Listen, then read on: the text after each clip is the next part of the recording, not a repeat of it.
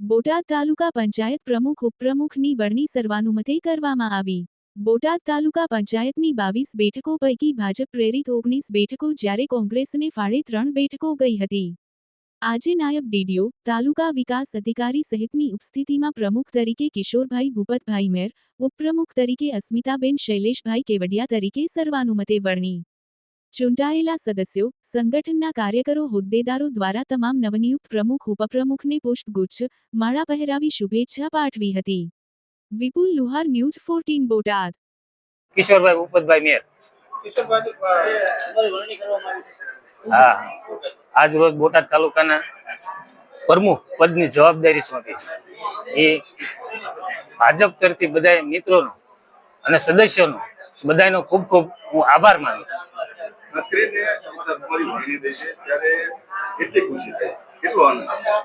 આનંદ તો હોય જ ને સાહેબ. ખાસ કરીને હવે જે કામગીરી હોય જે કામ આપણે અધૂરા છે એને પૂરા કરશું અને નવા જે આવશે એને બધાને સભ્યોને સાથે રાખીને બધાને કામ કરશું.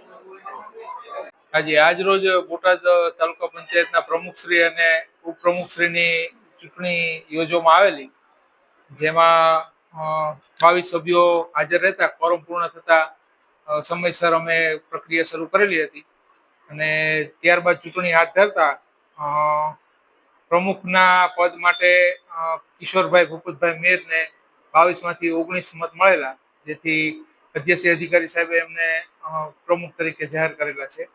અને ત્યારબાદ ઉપપ્રમુખની ચૂંટણી હાથ ધરતા અસ્મિતાબેન શૈલેષભાઈ કેવડિયા એ પણ 19 મત પ્રાપ્ત કરેલા હોય, એમને ઉપપ્રમુખ તરીકે અધ્યક્ષીય અધિકારી સાહેબ શ્રીએ જાહેર કરેલા છે.